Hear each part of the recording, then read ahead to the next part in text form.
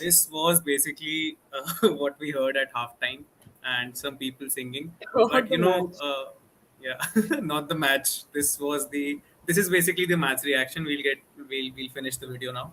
I just wanted to play the band. Uh, Welcome to Jumping, only one. What were you saying, jumping Namrata? on the bandwagon.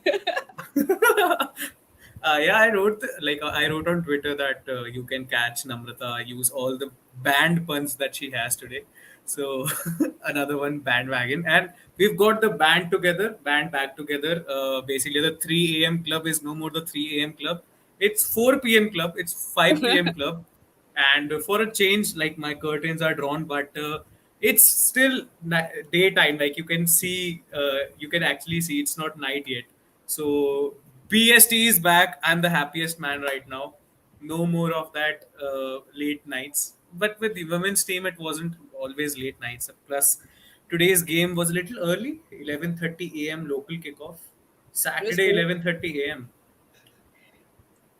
Saturday 4 p.m. is like an afternoon nap time. So it was Since like very morning good. I've been like, okay, like on Sunday the cook doesn't come and we have to make our own food. So I was like, today's Sunday, okay, because most of the games are Sunday, right? The women's game, and I was like, okay, I'll have to make dinner. Oh, I'll have to buy this, I'll have to buy that, and then before the game started, the cook was here, and I was like, isn't today Sunday? He was like, no, today's Saturday. So it's quite uncommon for women's team to have back-to-back Saturday games, but yeah, Yeah. at least we have full Sunday to celebrate and You know the men's pinpoint. what time is the men's team match tomorrow? Tomorrow I think it's around 7 p.m. or something, We like are very, look, very Indian lucky. time, Indian We time. are very, very lucky. Yeah, no, it's 9 p.m., but still Yeah. it's okay. It's understandable, it's affordable basically. But yeah, let's start the match reaction. So welcome to Only One United, guys. Namrata, Only One United. uh, this is the match reaction of Brighton 0 and Manchester United 4. So United have scored 4 goals in an away game, and some wonderful goals as well. But I want to say one thing before I go to Namrata. We've got Leah Galton. Whoa! Super Leah Galton. Whoa! She never gives the ball away. One, two, three, four. I'm not Namrata, very good at please singing, start. so I'm Yeah, not very even good I'm at not a singing. good So singer. Like, आप मुंबई नहीं आ सकते, but uh, Namrata, please start with the Leah Galton agenda. The super Leah Galton, the goat.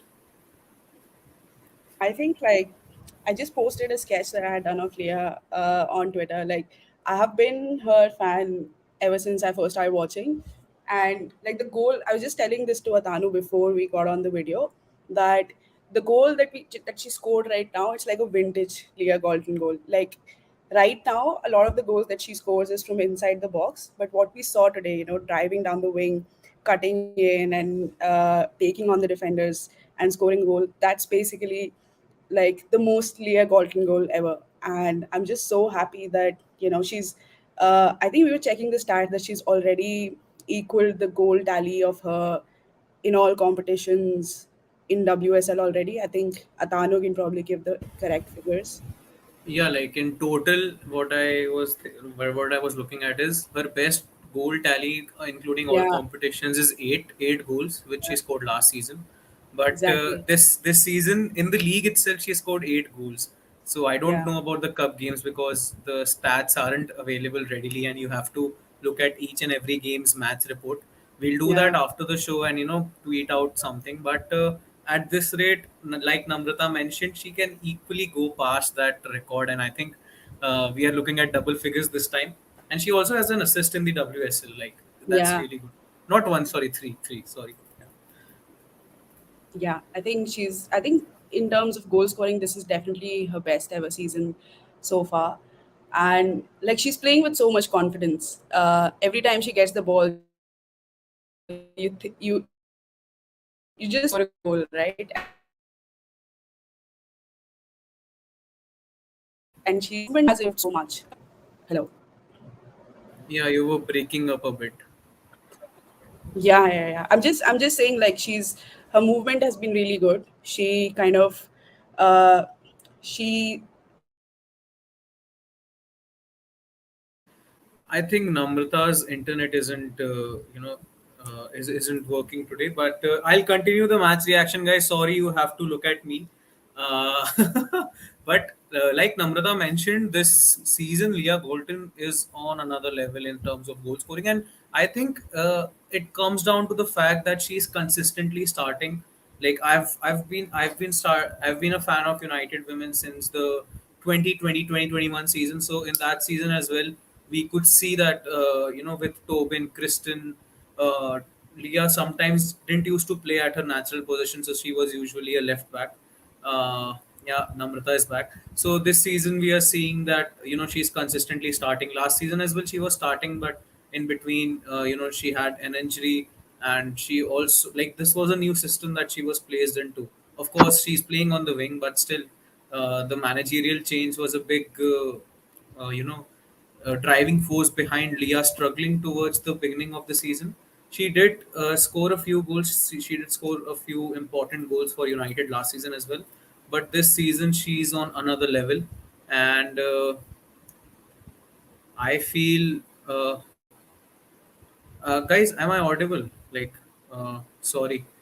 There's a lot of internet issues, guys. Sorry. But am I audible? Can please somebody please, write it in the chat on the YouTube chat, because the Twitter broadcast chat cannot be seen from my end. Uh, Wait, I'll check myself what is happening, guys. This is not the way I thought the match reaction would go. Uh,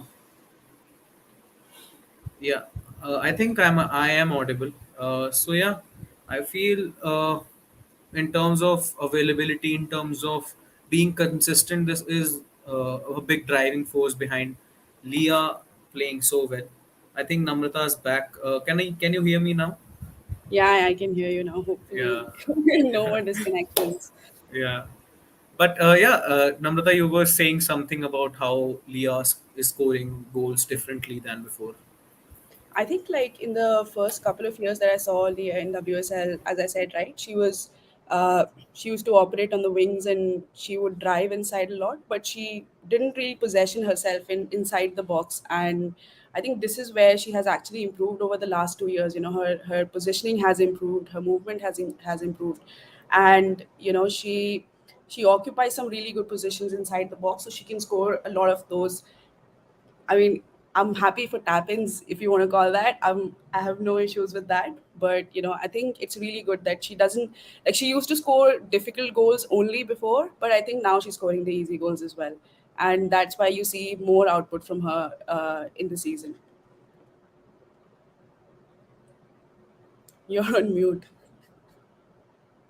Karthik's asking that Spain jersey has Ona's name on it. No, no. I think I'll have to get another Spain jersey if But Ona basically, plays. she didn't want to be This is biased called towards Lucia Ona and Garcia, hurt actually. Lucia. Yeah, Yeah, yeah. This is actually Lucia Garcia jersey. yeah, And because I made a flag design which finally made it uh, to Brighton game, but yeah, so this is for that. yeah. The brilliant flag, and for which we also had a lot of not. I'll not say argument, but yeah, good debate We had a on. lot of research go into it. Yeah. So if you guys don't know, this is the flag that Namrata is talking about. I was about to say Ona was talking about, but I yeah. hope Ona's talking about it, man. Yeah, I hope that they get to see it, and that because the script is basically in Spanish, I think it's a lot more personal to them as well. It Yeah, feels unique, and it's quite beautiful as well. So yeah. well done, Namrata. I've already tweeted it out, and you were like, calm down, but Just yeah, it was really let's good. not go overboard. Yeah, exactly. But I am not like I'm not that artistic, so this feels quite unique to me as well. So yeah, it was a good flag, and I just wanted to ask you, out of the two goals, like coming back to Leah Gordon, out of the two goals that she scored today, which one was your favorite if you had to pick one? I think definitely the second goal that she scored, because I mean, for me that was nostalgic, right? Like, I've seen the first memories that I have of the women's team is watching us play and Leah kind of scoring those goals. So for me, it was like a blast from the past, and I'm really happy that she scored a goal that she was known for. Uh, the first one was actually, if you look at it, the first one, I think most of our goals were actually pretty good, because I think even Rachel Williams, when she scored that header, it was, uh, it was simple things done right, scoring goals, not over complicating it. And it was the same with Leah. She doesn't score a lot of headers, and Yeah. I don't know. I think we'll have to check this, but I think this is probably the first goal that Leah has scored, and she then hasn't fallen down to the ground. Like maybe like I think, I genuinely think at least this season this is definitely the one, because usually when Leah's scoring goals, she's already falling down because she thinks she scored it already. Yeah, and I think you chose the second goal. Even I like the second goal because of that extra turn that she took inside the box to Yeah, go past the goalkeeper, and it was Hannah Blundell's assist. A good there's good link up between Hannah and Leah, because from what I've seen, that Hannah isn't someone who can carry the ball herself. She needs that link yeah, up between Tooney or Leah. So while doing that, I think she's built a good relationship with Leah as well on the pitch, yeah, and it's just natural. Like, on the wings we see Ona Lucia, Ona Tooney, and Tooney Russo, and like this is another good link up between good partnership between our fullbacks and wingers. But yeah, I think even, let's go back to the goal that you mentioned, the header. I'd like to talk about Katie Zellem, because in the like since Vilde Borisa scored that wonderful free kick goal, we've all been saying that maybe we'll have to try something different from set pieces. Let Leah take corners. Let Russo take, like, we've come up with various theories on who should be the corner takers and who should be the set piece takers on a whole. But it was a good way from Katie's LM to shut us all up and say, guys, I can provide assists from corners, and she did provide two assists. Uh, yeah, and I think Rachel Williams' goal, like the third goal, was also from a yeah. corner. So I think it should have been wonderful. four. I don't think like Lucia was offside for the fourth goal. I Yeah. felt the I don't know her name, but the Brighton fullback was playing her onside. Uh, Okay. but like as for Katie Zalam, I think I said that in the last video as well, the last podcast as well, that uh, I actually think Katie Zalam is the best at corners, and she's very good at the kind of free kicks. The, I don't know what you call them, but like those floated free kicks that somebody will have to head on to, and not a direct free kick. Yeah. So she's very good at a narrow angle. I actually think like Leah, I love her a lot, but I actually am not a huge fan of her corners, because even as a winger, right? If you notice the crosses that she puts in, she has this.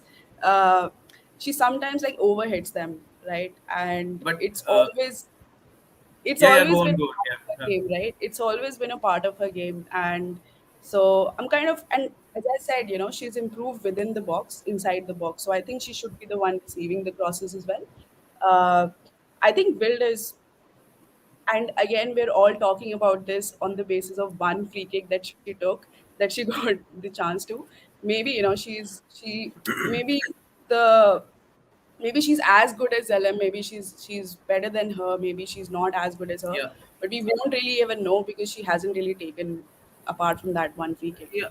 So Yeah, like you're right that Villeborisa's sample size of assessing, like yeah, us assessing Villeborisa's free kicks are yeah, a lot less than Katie's Ellen's. But as fans, we all want to see when we don't score a free kick, when we don't score, we are like, okay, let's go back. yeah. Why did they score and why didn't they score? So that's the way fans are, and I feel that sometimes might seem disrespectful to a player or two, but as fans, we all want the best for the team. So that's why I feel the comparison comes up, and we start saying, imagine if Vilde Borisa scoring all the free kick, taking all the free No, kicks. So I actually think like Zelem is good at corners, but I would still want, like, when you are in that position where you can take a direct free kick, I definitely think like we should try some other players as well, because I'm not really sure before Wilde scored it in Cup, FA Cup, right? Yeah, FA Cup. So I'm not really sure when was the last time where we scored directly from a free kick. I think it was. Yeah, it's been a while since we've last scored a direct free kick Right. goal. Yeah, Yeah. So I think for the direct free kicks, we can probably try out different people. I think Stanley Forth was taking a few free kicks yeah. in her first season or second season. So, I think the direct free kicks can definitely be a good way for us to increase the number of goals.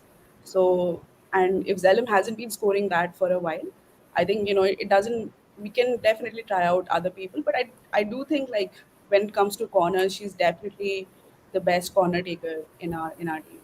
And she did score three Olympico goals as well last time, like last season. Yeah, Yeah, like yeah, when they were going in, I was like, okay, calm down. Maybe it's a fluke.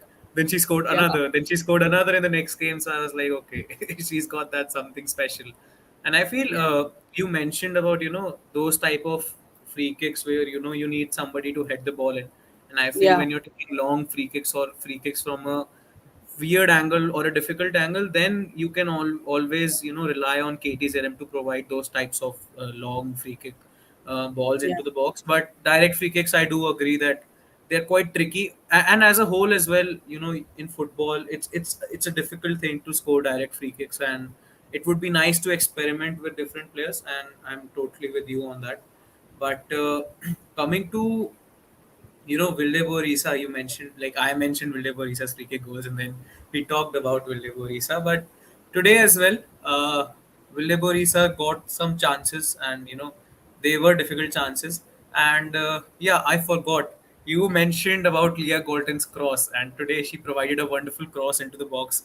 Like yeah, first, it went over Vilde Borisa's head, and then it went to Russo's uh, Russo's left foot or right foot. She did try to score, and it ended up being a corner, yeah. and that corner ended up being the assist for Leah's first goal. So yeah, like it's weird how things happen. It's a coincidence that Leah started everything, but yeah, that was a good cross. But coming back to Vilde Borisa, I feel like you also tweeted it out. I feel that he only started her Oh, today because FA that Cup was semi-final.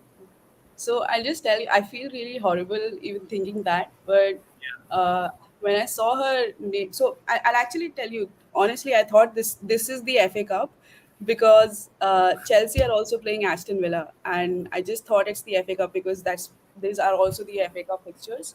So when the lineup was announced and I saw Wilde is playing, I just assumed it's an FA Cup fixture, right? Because that's where she starts and then she's on the bench for league games. But when I saw that she's starting and it's a league game against Brighton, there is no reason for Wilde to start now because it's an international break before. So I just think that it's again my gut feeling, but I think that uh, it's kind of like a compensation sort of thing that I'm not going to play you in semi-finals, so let me give you a start in the league.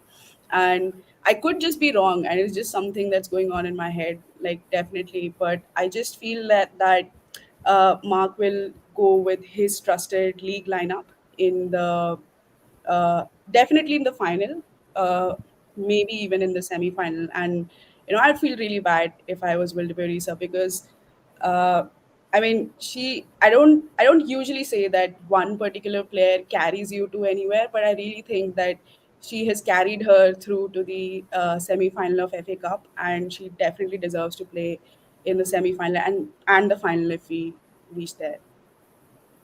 And yeah, I do agree with how it was quite weird that Wilde was starting for the first time in this season in the league. Like she Yeah, hasn't even started any other game. She's only gotten like 137 minutes out of a total of 1400 minutes before this game. But even today, she only got 60 minutes worth of game time. yeah, Uh, but yeah, like coming back to the point that you made, I feel that might be one of the reasons. But then again, I also tend to overthink a lot, and then after everything's in reality. Like we don't really know whether Wilde will start or not in the yeah, semi-final. But it's a good theory that maybe he wants to go with his preferred lineup. And today as well, I felt that okay, you're starting Wilde. then why not bench Tooney and play Lucia, who played really well last game? So Yeah. I don't know. Like I'm not complaining, but this is something that crossed my No, mind. I Like am complaining. I am 100% complaining so, because I'll tell you the reason why I'm complaining, right? Like I think Toonie has not been in good form. Okay, she played pretty well in the last 45 minutes of the last game, but overall her form hasn't been great. She hasn't been scoring goals. She's looked tired a lot of times when she has played, and so maybe it's a confidence thing. Maybe it's just a bad run of form, and maybe if you wanted to like have somebody else in her place, give her the rest, right? She will be playing in the international break as well. Give her the rest and bring Wildeborisa on, and get Lucia as well. Lucia is, I mean, there's no point in resting Lucia because she hasn't been called up to Spain, so she's not going to be playing during the international break. And if you think she's a important part of the first 11 or the first 13 or 14, whatever you want to call it, but if she is going into the next season, you want to give her as much time to get used to the squad as she can. So I was a bit disappointed because I really think that Mark sometimes he tries to fit in a lot of players. uh, he goes by reputation rather than what actually works. And so, like for him, Tooney is somebody that he just cannot drop. So he'll find ways to fit her in, and even if it means he has to drop Lucia Garcia to bench, which I don't think is fair to either Lucia Garcia or Tooney, right? Because she wasn't playing that well when she was playing on the right wing. She played a lot better when she was playing in her usual position, and that is not really how you get a player who's badly out of form bad into confidence, right? Playing them out of position. So it kind of did not help anyone. It didn't help Turi, it didn't help Wildeborisa, it didn't help Mark in trying to figure out what he can do later on with these players. I think you made a good point that he's trying to accommodate Tooney, Russo into that starting 11, and he's not ready Yeah. to give them a rest because fatigue plays a huge role. Like even after the Yeah. international break that we've just had, and I think we've only played 2-3 games between the two international breaks. So in between that as well, we didn't see Russo and Tooney get many rest time. Basically, they played a lot of games. They play for England, they play for United. So after a while, fatigue gets to you, and I feel this is one of the main reasons why Tooney is not performing. And uh, coming to the point that he just made, yeah, like Tooney wasn't playing well on the right wing. I do agree with that point, but I can understand why people were saying that Tooney is so energetic on the right wing because we are so accustomed to seeing nobody on the right wing with Ona only putting crosses from one end to another that we are like, okay, maybe it's a Uh, good idea to have a right winger.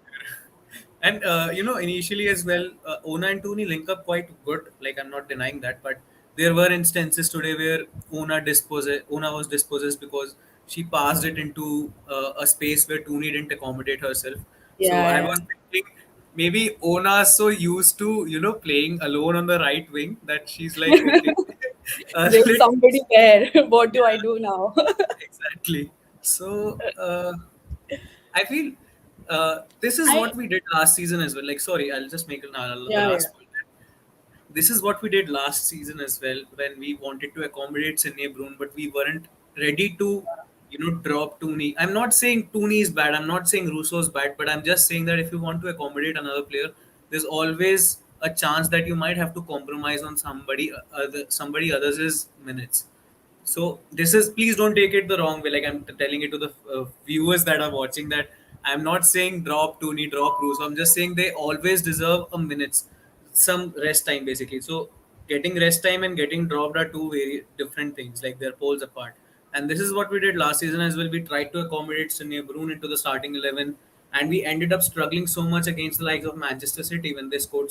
I think they scored 1-0, 2-0. Like I don't remember the actual score I line, but that was one of the worst games that I've watched when Yeah. I've been watching the women's team. And we played Tooney on the left wing, we played Russo on the right wing, we played Borisa as the 10, we played Sinye Brun as the number 9. And you are always experimenting with Tooney's positions rather than giving her the rest and starting somebody who's been playing well, basically.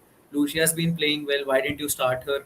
And you know what I usually do? I look at the substitutions first of all, and then I look at the starting 11. And I was like, okay, Nikita Paris is on the bench, so maybe Lucia Garcia is starting. The next name I read, it's Lucia Garcia, and I was like, wait, where is Vilde Borisa? Then I start looking at the starting 11, and I was like, okay, she's starting.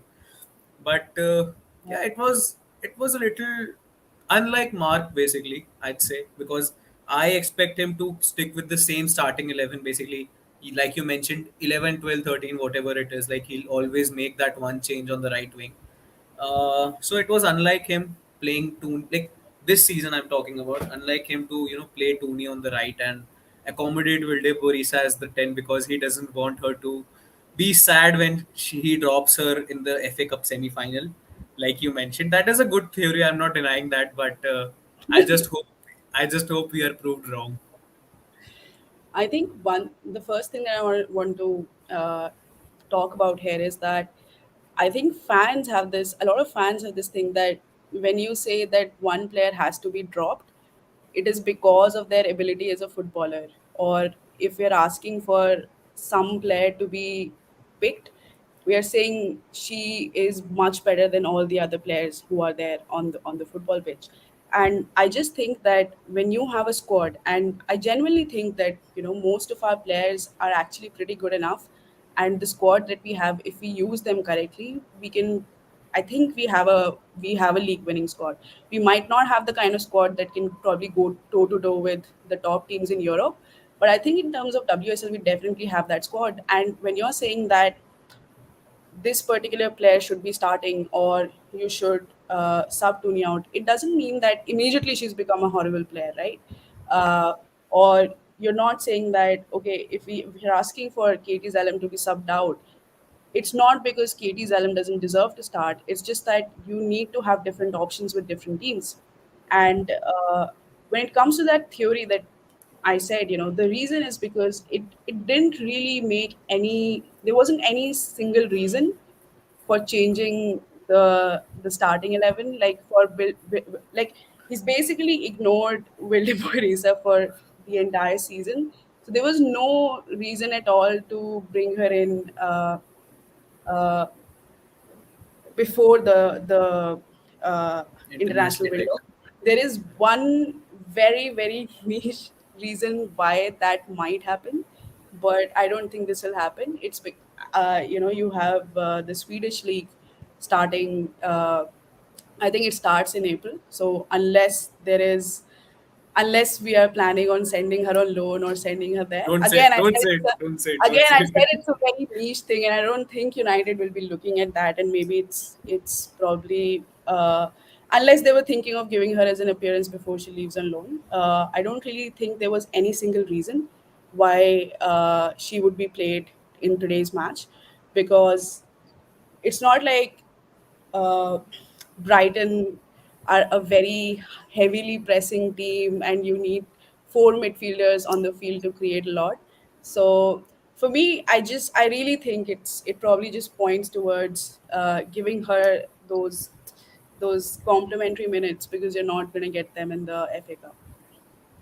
So now I'm a little worried because you've just mentioned the Swedish league, and I was actually looking at the news that came out a few days back that Julie Blackstone. Blackstad, yeah, Yeah. Blackstad is joining Hacken on a loan. I think it's a Yeah. loan.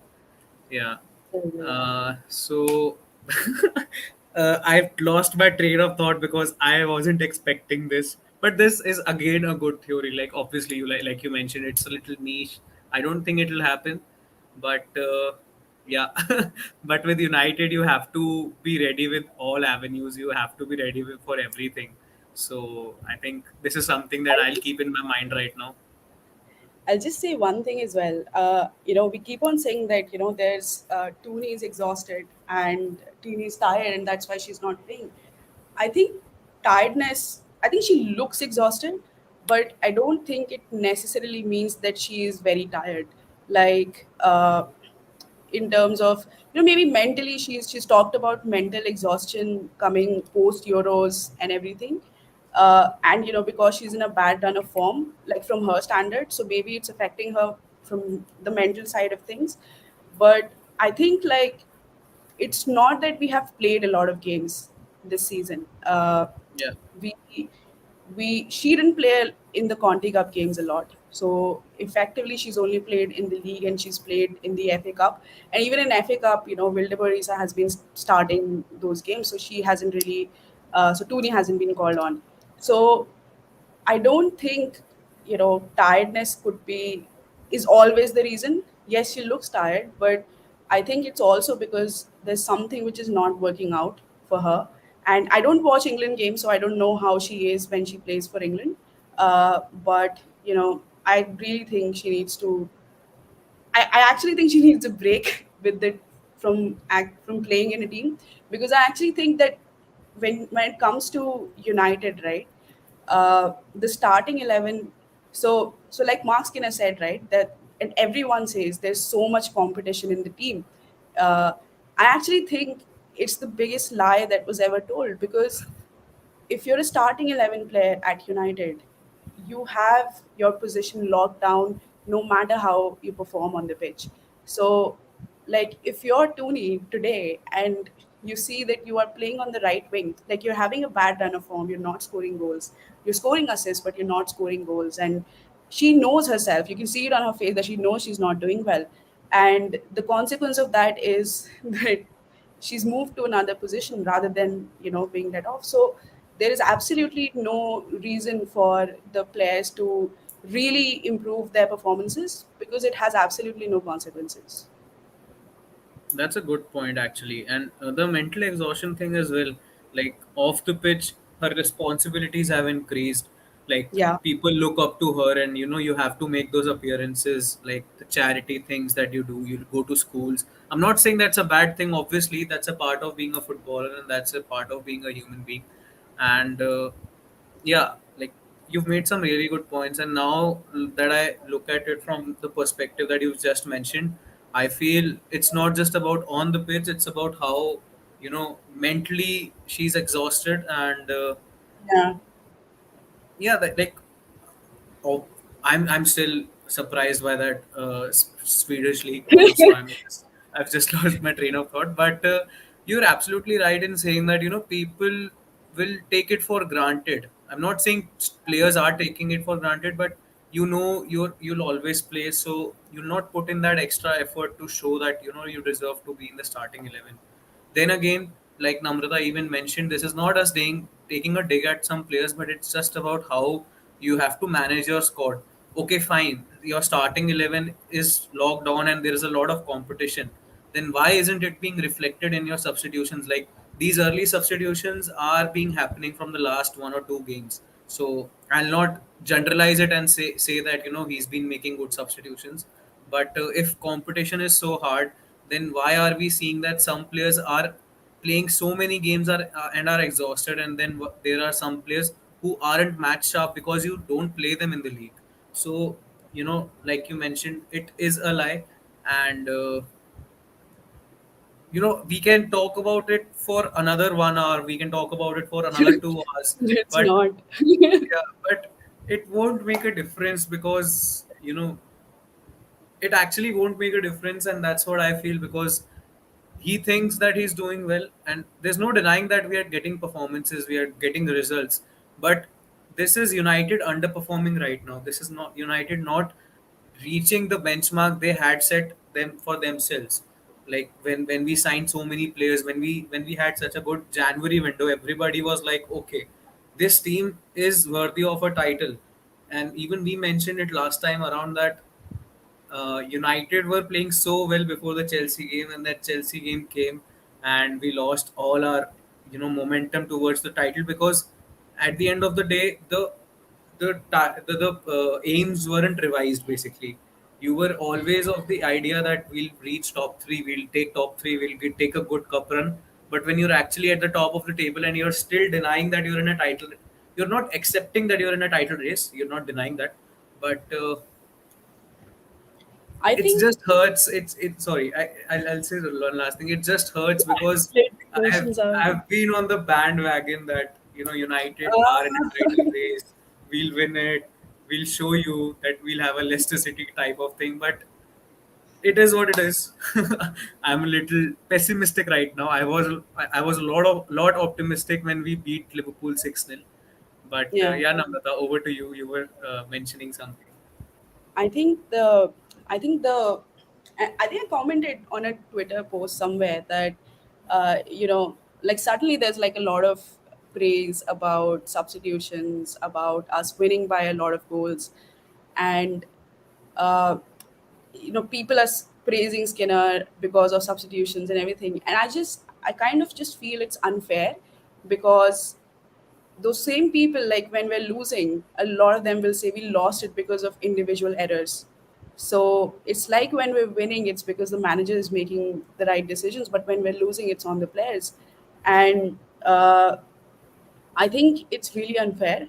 And if you look at the last two results, I'm not saying that I think we have done really well in the last two games. It's definitely exactly what we wanted. And I don't have a lot of negative points from these games. There are a few things which are always there, but there's no overarchingly bad things that we did in these games. But we also have to remember there are last two games against West Ham and Brighton. So West Ham and Brighton have the two worst forms in the WSL right now. So they haven't. So I was actually just looking at this. So if you look at the last five games in WSL, West Ham and Brighton are the only two teams that haven't won a single one of them. Correct. So I mean, even though West Ham are seventh and Brighton is in a relegation battle, but even if you look at the last five games, right, they're not in good form, and uh, we we lost the game before that. It was the Chelsea one. So I think there's a tendency to get really happy and really get carried away by these performances.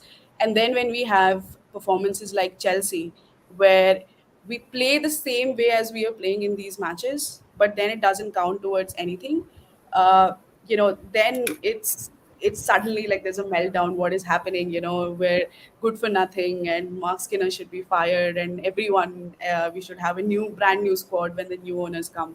Uh, so I'm happy that we won 4-0, and I'm really happy that we added to the goal difference.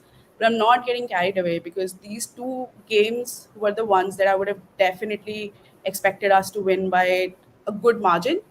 I think playing Villa, I also expect us to win the semi final, by the way, unless I don't know. I actually I can't think of any, because if Hope Powell was still there, I would be really terrified if we were playing Brighton. But Hope Powell is not there, and they're so stupid for letting her go in middle of the season.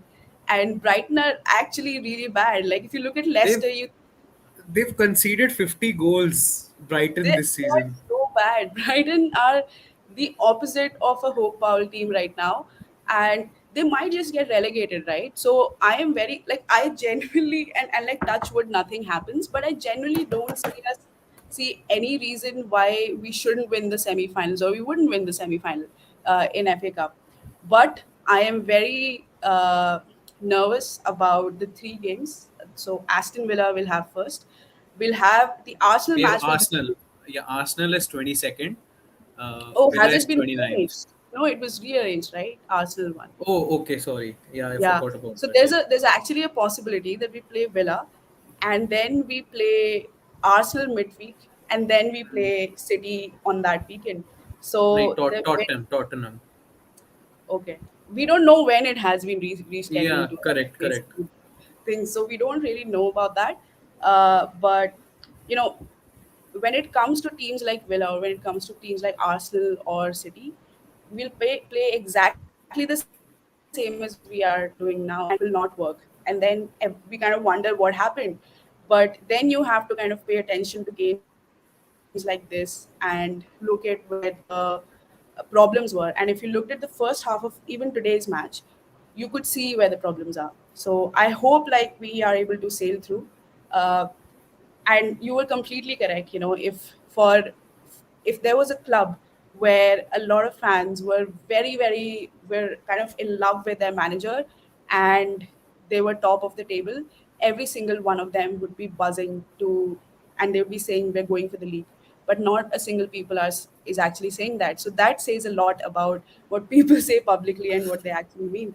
So I, on the other hand, have been a huge critic of Mark Skinner, and for the longest season, I think we should definitely be going for the league. We should have gone out against Chelsea, and I still think like if results go our way, we still have that in us. And exactly right, and for the team, and as I said, fans can probably be pessimistic or they can have agendas and stuff, but for the team, you have to tell them there's a chance to win the league. And it doesn't matter if you don't, but we have to go for it. This is a golden opportunity that I don't know when we'll get an opportunity like this next. Namrata, yeah, I totally agree. But I just wanted to say that you thought Chelsea were playing Villa in the FA Cup. They're actually playing Villa in the WSL.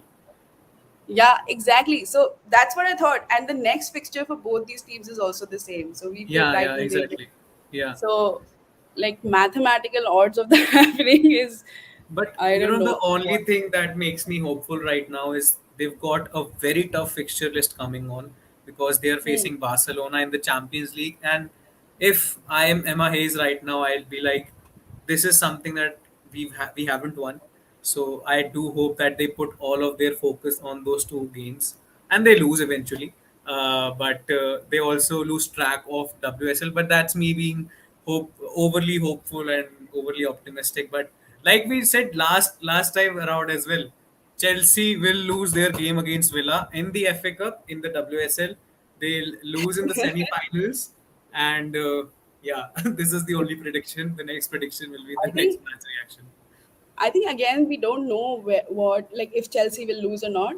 But I don't think Emma Hayes thinks like this. I think it's just United fans as us because we've had such low expectations from our team for years. It's only That's us true. who think like it's this competition or that competition. Emma Hayes will be That's thinking we're winning, I don't know, the treble or the whatever. treble. Yeah. So exactly. So she would be like, even if she has injury crises and stuff, like they will be looking at that. If you look at Arsenal, I think mentality wise, they're not as good as Chelsea. But if you look at the Champions League quarter final, a lot of people were saying that is the best performance they've seen from a team in a long, long time. And that was after Kim Little, their most influential player, got injured. It's almost like lad gets injured and then we put up the best performance we've ever shown, right? So if we want to be a Champions League team, we will need to have that mentality. We'll need to have that. It's not one cup. It's not FA Cup or the league. It's all of them, all at once. Everything, everywhere, all at once. Yeah, that's true. And I think, like you mentioned, Arsenal. Uh, sorry, I didn't laugh much at that joke because I was looking at Arsenal fixture list. But yeah, I like It's that a, movie a lot. So, so I yeah, don't need that much validation. uh, I do. uh, But I feel after they lost to Chelsea, right? They lost to Chelsea in the FA Cup, Arsenal. I think after that defeat and before that game, they lost to City as well in the WSL. Uh, so after those two games, I feel they've turned it around a lot. Like they've had a huge mentality shift. That okay, we are out of the FA Cup. We've got a Conti Cup in our hands. They won the Conti Cup final. They then defeated Bayern 2-0. I didn't watch the game properly, but I did see their goals and Leah Williamson with that wonderful assist to, I think it was Manam who scored that goal. But yeah, goal, wonder goal. it's clicking for them right now, and honestly, like you mentioned the Chelsea performance, you said that Arsenal were a lot more dominant in their Champions League game. Uh, and you're absolutely right as well when you say that Emma Hayes won't be thinking like that because she's a good manager and she'll be looking at the treble.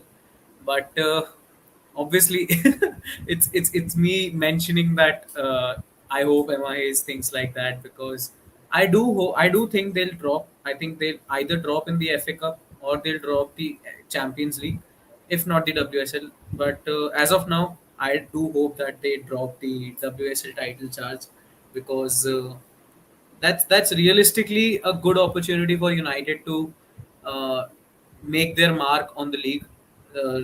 End the dominance of the other I won't say top three. I'll say Arsenal and Chelsea basically their dominance over the winning the title, And Yeah. FA Cup is a little tricky because I do hope I do know that we'll defeat Brighton, but final United and finals, like obviously we won the Carabao Cup, but for the men's team, but I'm still a little unsure of United and finals after the season we've had in the last few years. But realistically speaking, do you think FA Cup right now or WSL is a lot more achievable?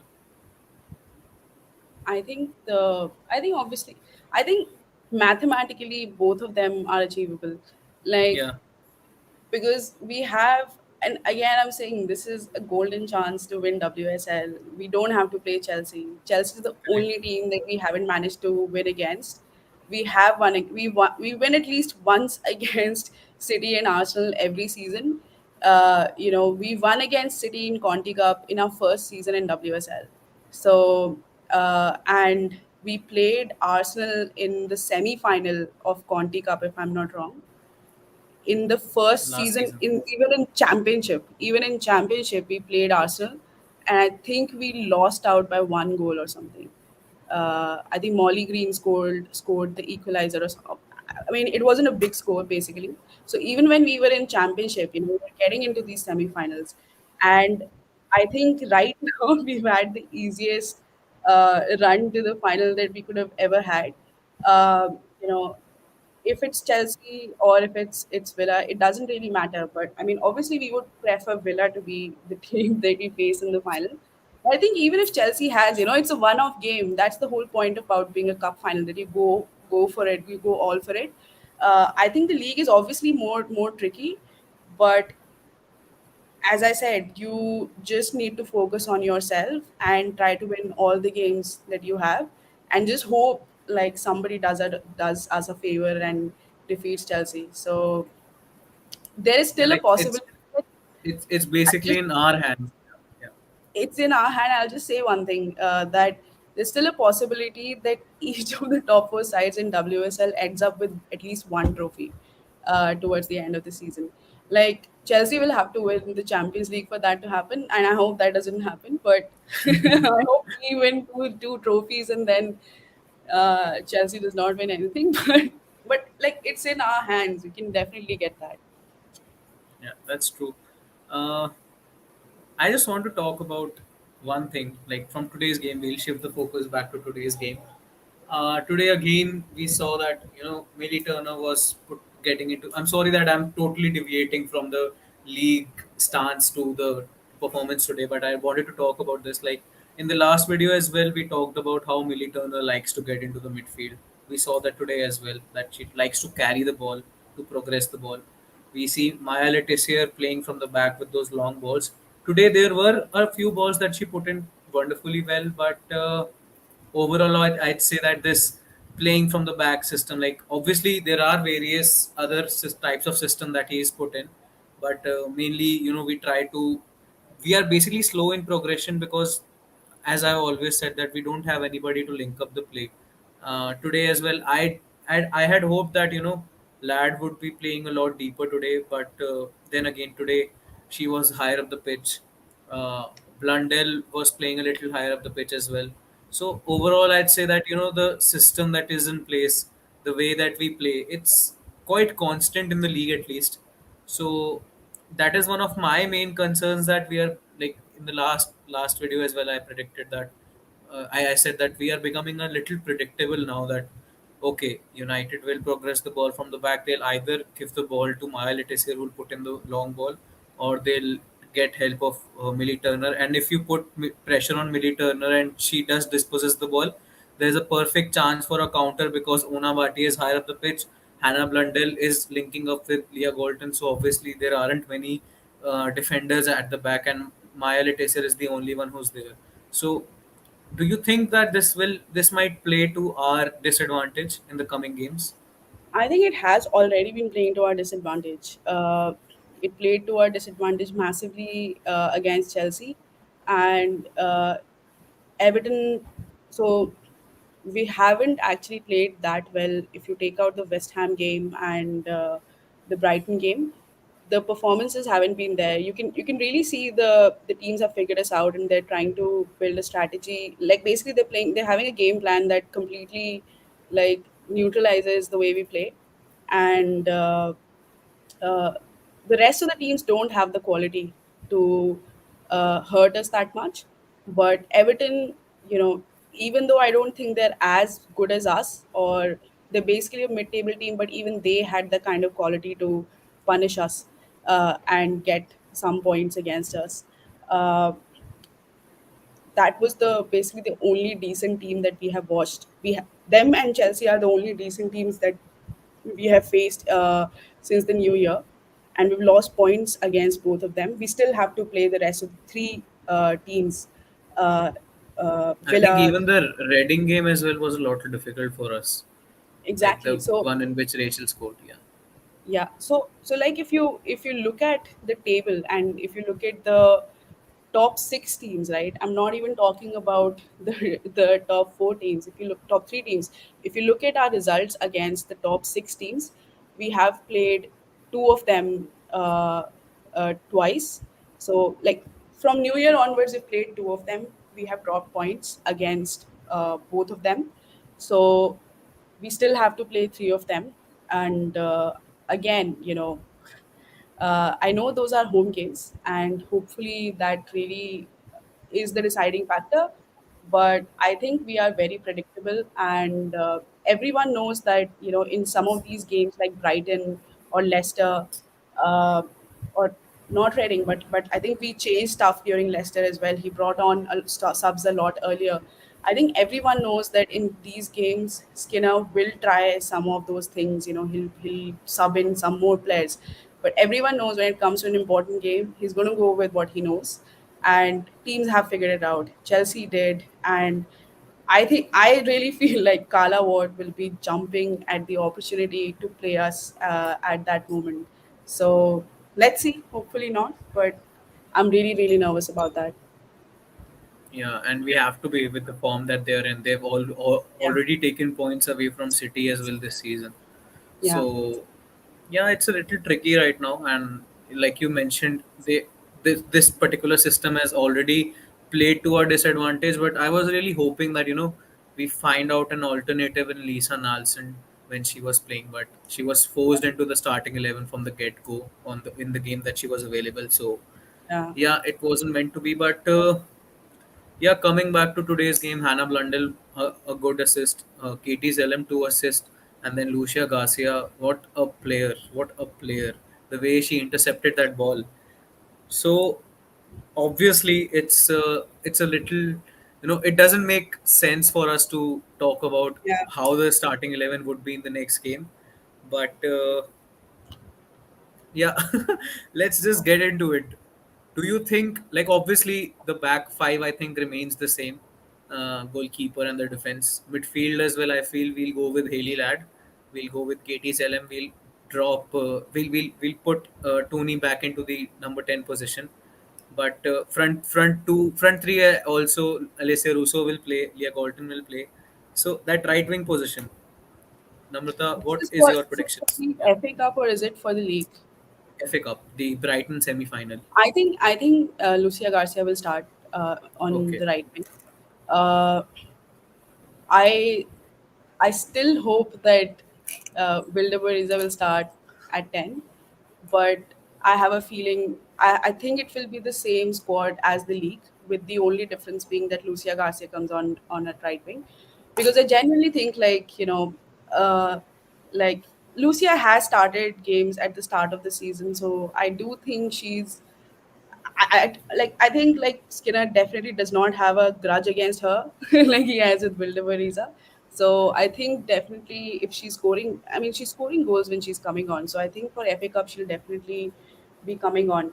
I actually think I would start Rachel Williams ahead of Alessia Russo right now, because In a I semi-final. genuinely in No, I- yeah, like whatever Rachel has been amazing. I'm not denying that, but I think, and I don't know if it will be controversial or not, but I think no matter which the game is, the next game is, start Williams ahead of Alessia Russo. Uh, I think I think Leslie has been struggling quite a lot. and I don't really, and it's not just the goals, right? It's also the performances that I just feel it's not been up to the mark. And I think when Rachel Williams comes on, we just look a lot more cohesive as a unit. And Rachel Williams has been doing some of the things, some of the simple things, right, that you're supposed to. I think Russo's making things a lot more complicated right now. Uh, and that's affecting her balance, it's affecting her goals tally. She's getting frustrated, she's dropping in deep, she's going to the wings, she's kind of going everywhere.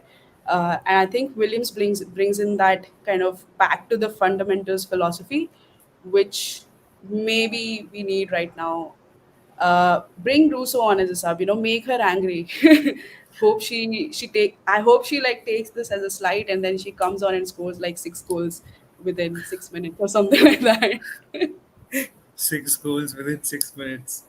Like Good. Lewandowski, like something like a Lewandowski, right? I don't know Yeah. how many goals he scored, He scored but five goals in 11 or 11. five goals Yeah. in 9 minutes. Yeah.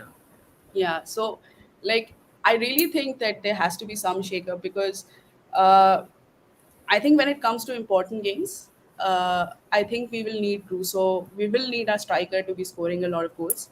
And I think something has to change for, I don't know, to wake her up or something. I think that the talk about contracts has been distracting for her, and I do think that if it genuinely is that reason, I think we should start. And it's not like Rachel Williams has not been scored, not been is like we used to, like Jane Ross when she came on, she wasn't in very good form, but she was also given minutes, right? So it's not that you can't bring Williams on, you can't start her off.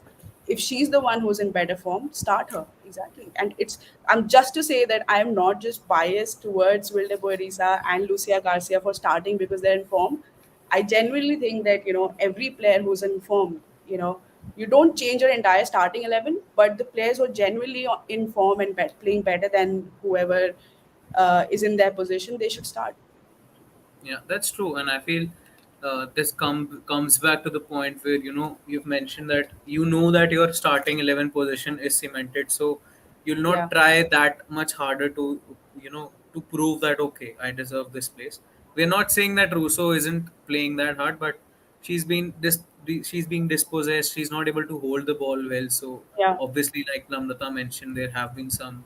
This is basically a blip in her form, and Yeah. uh, like Manamrata mentioned, I hope Russo is an active viewer of our channel so that she gets angry and is like, okay, I'll prove Namrata and Atanu wrong. But last question from my side, Namrata. Uh, 8 goals for both Russo and Galton this season uh, in the league, basically. And Lucia as well, 6 goals. Like, imagine Lucia Garcia with 6 goals. I don't know how I many was games. I was actually I was actually saying that I Yeah. think if Lucia Garcia starts, she will be our top goal scorer. Yeah, like imagine 8, 8, 6. Like there have been various top scorers. Like there have been various goal scorers for us. I think out of the league, we are the only team who have the most, like, many goal scorers. Basically, I think there are 14 or 15 in the league. But out of these three, like, okay, right now make a I think prediction and I'm telling you already that it's going to be that, Lucia that's Garcia. that's a You that's don't a even debate, have to right? ask. But you said na that if she starts, but I actually think like even if she's given a substitution for like a meaningful substitution, she will score goals. And uh, I think maybe that's why I want Rachel Williams to start, because then it gives, like, it takes Russo out of the picture, and then Lucia can become the top scorer. I don't know. the things Namrata is doing to ensure that her prediction is right. Uh, Yeah, I'll predict Leah Galton, top scorer. Going with an easy way out because Lucia Garcia has already been said, and Alessia Russo is the most obvious answer from the fan base. So I'll say Leah Galton. yeah. Also, like, coming back to, like, one last point, how did Ona only get 8% of the votes? I can't imagine how did that happen, because I voted for Ona. I asked 3 4 other people who are men's team fans to vote for Ona. Ona, see, if you're looking at this video, see, we are trying so hard to ensure that you get your flowers. Yeah, but like I think United Instagram has like 1 million plus people. So like what five people are saying around you does not make sense. It's just people will vote for whatever has highest recall value, and the highest recall value is Russo's hat trick, and just the fact that like Mary Earps, I think the when she won the Player of the Month, I don't think she had such a good performance to merit it perform like Player of the Month. I think like even De Gea has had much better months in goal compared to like Mary has been consistently good, and but it's not something extraordinary where the goal went. So I think there's definitely a Lionesses bias amongst our fan base, because they are the ones who are the most promoted, and they are the ones whom everyone knows, so they kind of get all the votes. But if you talk to fans who've been watching the team for a long time, and if you look at Carl Anka, right, like last time, he definitely does Yeah, not watch the women's team regularly, but he immediately recognized how important she is to our team. yeah. Kalanka, like he was doing a match day thread, I feel, on Twitter, and he did call out Ona as the glue. So Yeah. yeah, it's good that I hope this glue remains next season as well. But that's wishful thinking as of now. But yeah, guys, thank you so much for tuning in. Uh, One last prediction: Chelsea will lose either the Villa game in the WSL or the Villa game in the FA Cup or against Barcelona. So this is my prediction, like we did I last think time. they So will, I'll just bring I think focus they on will this. lose against Barcelona for sure. Yeah, Uh, uh, I think they will drop points against Villa, but I think we will drop points against Villa too, so it'll cancel out. yeah, that's true. But another 1 hour, 2 minutes, 10 seconds long match You reaction. just stretched it too much. Yeah, but I think we've had fun. Like we could have Yeah. stretched it to another 1 hour, but yeah, we don't want people to stop watching our videos because they are so long. Uh, but yeah, thank you so much, guys, for tuning in. I know that most of you would have been watching the Premier League right now because it's back, but whosoever was here or whosoever tunes in afterwards, thank you so much for your support. Last video did well, last match reaction. I'm quite happy after that. Of course, the occasion was as such that we were playing at Old Trafford, international break was going on. But yeah, thank you so much nonetheless. Support means a lot. And please do let us know if you want us to talk about something else, like something other than the usual things we rant about, or if you do want to talk about something that like you would like to come on and talk about it, please do let us know in the Twitter. Reach out to us. The link is in the description. Follow Namrata on Twitter. Her handle is in the name at the rate Namrata underscore YDV. Follow Only One United on our Twitter. Subscribe to the channel if you already haven't. We are quite close to 1.5k subscribers, and take us to 2k, and I promise you from my end that we'll do something like a giveaway if you help us reach 2k before the World Cup ends, the Women's World Cup. And thank you so much, guys, once again. Keep supporting Manchester United. Manifest Chelsea loses some of the games that they're coming up with. Manifest a win for the men's team tomorrow. I think it's against Newcastle.